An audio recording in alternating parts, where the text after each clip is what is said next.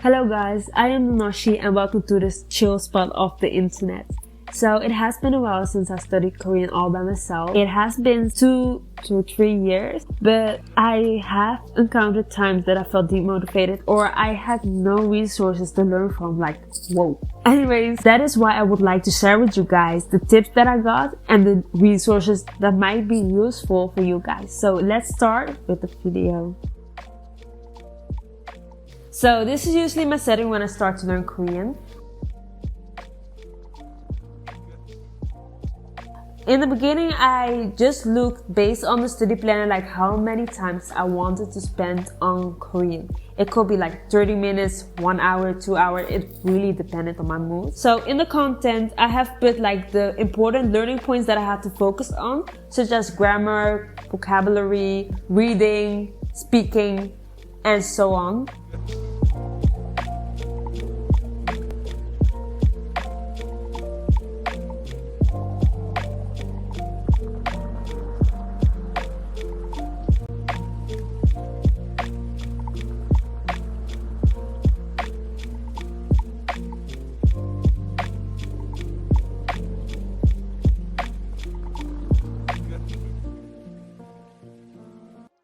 So one of the resources that I use are books, and they truly helped me during my journey. I received this book from someone that I knew called 한글학교, 한국어. I have not worked in them yet, but what I like about this book is that there are lots of practices that you can make. So it comes with 6 volumes. The ones that I have is like volume 4 and volume 5. And I would recommend this more to those who are in intermediate level or advanced level.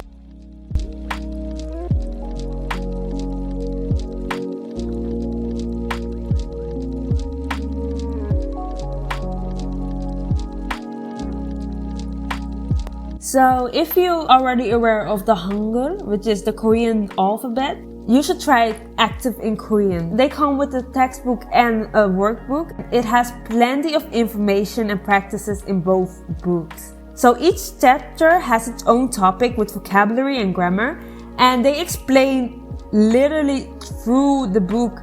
So it's very nice to practice with this book. And based on my own experience, this is one of the books that helped me to improve my Korean.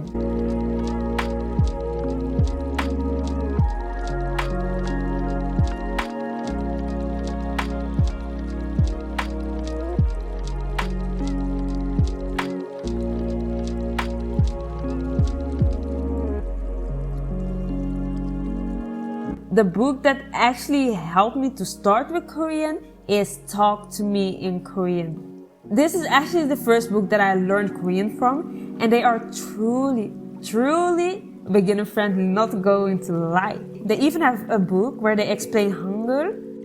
So if you're not familiar with the Hangul, I would recommend this book. But how I did it, I just searched on the internet about the Hangul, and that's how I got to teach myself to read in Korean and to speak in Korean too.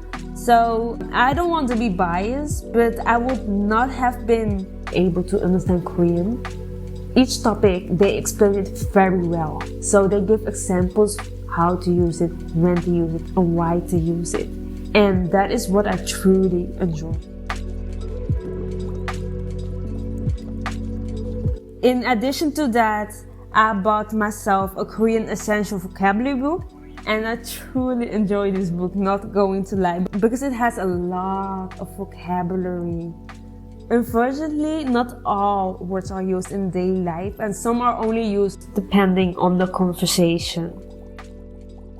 Because I wanted to dive also more in the grammar part, I got myself Korean Grammar in Use Beginner Edition. I was like, maybe there are more grammar out there, so let me check it out. And this book has lots of grammar.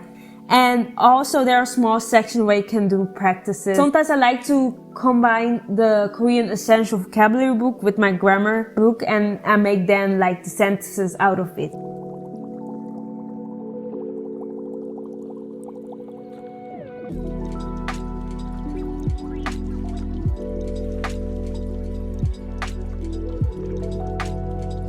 So I use 2 types of notebooks. one where I put everything all out of the place, and one that is strictly focused on vocabulary and sentences. When I take notes concerning the grammar, I try to combine it with vocabulary and make it sentence out of it. That is why I have the second notebook where I can learn from the grammar but choose a vocabulary out of it and then make a sentence. It helps me too how to work with the grammar structure, but it's also for me easy to remember the vocabulary. So these are the tips that really are useful, that actually helped me during my journey. So the first tip is learn things that you find relevant. As for me, I find it important to talk about daily life such as school, fashion, work, and music. That is why I don't learn about terms that will be used in politics. Maybe later, but now it's not relevant for me. I wish truly that somebody else told me about this, because I found it out about it later, and if I did not know about it, I would not even know sooner. When you have a word, the pronunciation is most of the time different than how it is written. If the pachim, which is the final consonant, and is followed by a vowel, so the only side that don't shift is like the which is a placeholder and silent. For example, if you have words which is together, which is written as kati, the pronunciation is kachi. It's totally different than it's actually written. So I will put down below in the description box the link where you can find more information about it, because there are lots of rules about the pronunciation rules, and this is one of them. So it is actually nice to have a language partner that can help you with the language, but it will be difficult if you don't live in Korea. So you can use some apps such as HelloTalk, but if it's not effective, what I sometimes do is to try to think in Korean or say something in Korean, whether it is to myself or someone near me that is aware that I'm learning this language, and they ask you what it is so you can explain it to them.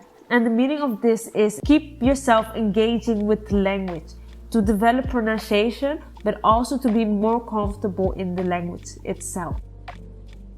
So the fourth tip that I can give you is try to focus on your listening skill too, because in the beginning for me it was quite difficult to understand what the people were saying in different shows, dramas, because I did not understand due to the fact that I did not pay really attention to my listening skills. Focus on your listening skills just as how you focus on your vocabulary and grammar. You can do this by listening to podcasts, watching shows on YouTube, dramas. Know what works out the best for you.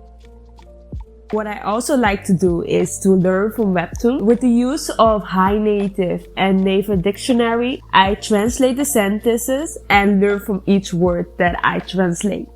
But if you're not a fan of that, you can always use books, blogs on Naver, poems, and many more resources. I usually watch YouTube related to my interests, such as interviews, reviews, shows, and many more things. I like to watch Derek the Pie, and he's a YouTuber that talks about topics that are related to skincare. And there are many more YouTubers that you can watch. I hope that this video helped you a lot. Thank you for watching, and don't forget to comment, like, and share if you care. Anyways, further ado, you